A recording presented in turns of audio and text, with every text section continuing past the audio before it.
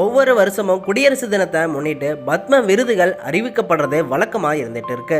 இந்த விருதுகள் பத்ம விபூஷன், பத்மபூஷன், பத்மஸ்ரீ அப்படின்னு 3 பிரிவு கீழே வழங்கிட்டு வராங்க. பொது சேவை மற்றும் முக்கிய துறைகளில் சாதனை புரிஞ்சவங்களுக்கு கௌரவிக்கிற விதமாக இந்த விருது வழங்கிட்டு வராங்க.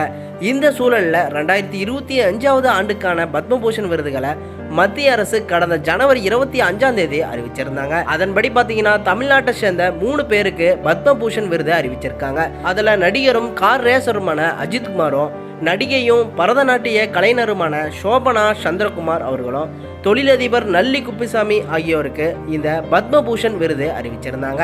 இந்த நிலையில தான் இப்ப குடியரசுத் தலைவரிடமிருந்து பத்மபூஷன் விருதை அஜித் வாங்க இருக்காராமா.